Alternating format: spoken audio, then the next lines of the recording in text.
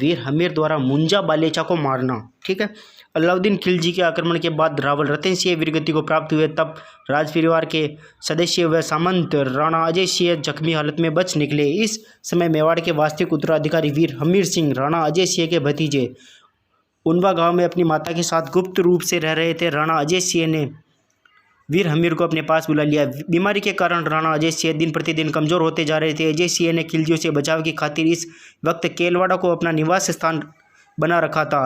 वीर हमीर द्वारा मुंजा बालेचा को मारना। केलवाड़ा पहाड़ी घाटियों के कारण सुरक्षित जगह थी। इन्हीं दिनों गोडवाड़ के स्वामी मुंजा बालेचा ने राणा अजय सिंह को बड़ा तंग किया। राणा अजय सिंह ने एक बार पहले कभी हुई लड़ाई में मुंजा बालेचा को भाले से जख्मी किया था। तब से ही मुंजा बालेचा ने राणा अजय सिंह को मारने की ठानी।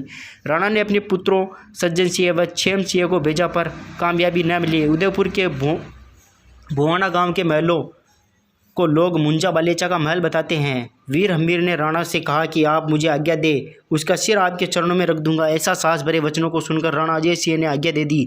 वीर हमीर को पता चला कि इस वक्त मुंजा बालेचा किसी जलसे में शामिल होने के लिए गोडवाड़ के सेमारी गांव में गया हुआ है। इन दिनों वीर हमीर केलवाड़ा में रहते थे।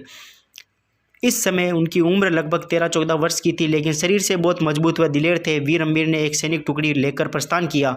लड़ाई के बाद जब वीर हमीर लौट रहे थे, तब केलवाड़ा के लोगों ने देखा कि हमीर घोड़े पर सवार है और उनके भाले की नोक पर मुंजा बालेचा का सिर है।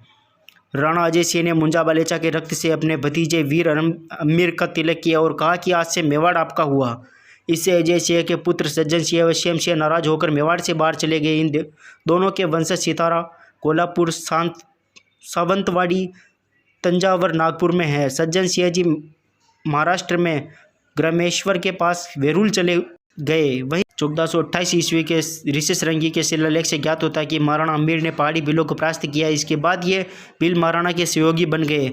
महाराणा हमीर ने गद्दी पर बैठते ही सबसे पहला काम बड़ी समझदारी से किया। महाराणा हमीर खिलजियों से चित्तौड़गढ़ दुर्ग वापस लेना चाहते थे, लेकिन इससे पहले प्रजा की सुरक्षा जरूरी थी। महाराणा हमीर ने मेवाड़ के रास्ते घाटे व नाके बंद कर दिए और मेवाड़ की प्रजा को बस्तियां छोड़कर पहाड़ों में जाने का आदेश दिया। महाराणा हमीर के आदेश का प्रजा पर गहरा असर हुआ। मेवाड़ के लोग जरूरी सामान साथ लेकर पहाड़ों में चले गए। महाराणा हमीर ने छापामार युद्ध प्रणाली अपनाई। खिलजियों के जो सिपाही नगरों में आते थे, उनको महाराणा हमीर के सिपाही मार डालते थे। केलवाड़ा को केंद्र बनाना। महाराणा हमीर ने पहाड़ी क्षेत्रों के नियंत्रण हेतु केलवाड़ा को केंद्र बनाया। केलवाड़ा वर्तमान में राजस्थान जिले में कुंभलगढ़ दुर्ग के निकट स्थित है। महाराणा हमीर ने केलवाड़ा को आबाद कर दिया। यहाँ लोग खेती करने लगे। महाराणा हमीर ने यहाँ एक तालाब और मंदिर भी बनवा दिया। पहाड़ी इलाका व गुप्त रास्ते होने के कारण शत्रु इस पर कब्जा नहीं कर सके। 1313 ईस्वी से 1316 ईस्वी के बीच हुई चित्तौड़ की लड़ाइयाँ। अलाउद्दीन खिलजी के बेटे खिज्र खान ने 1303 ईस्वी से 1313 ईस्वी तक लगभग 10 वर्षों तक चित्तौड़ पर राज किया है। इसके बाद अलाउद्दीन ने खिज्र खां को किसी कारणवश अल्मोड़ा बुला लिया। खिज्र खां अपनी फौजी चित्तौड़ में तैनात करके अब कुछ साथियों समेत चला गया। पीछे से महाराणा हमीर हावी होने लगे और एक दिन चित्तौड़ के किले पर हमला कर दिया।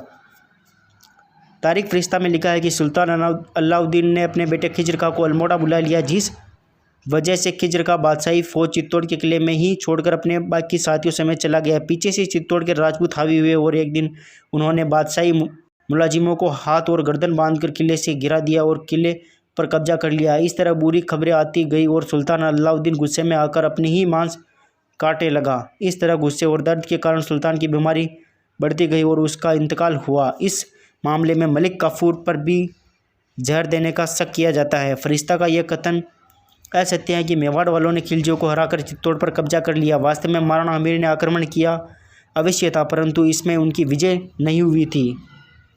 इससे आगे की जानकारी मैं भाग 3 में दूंगा। धन्यवाद।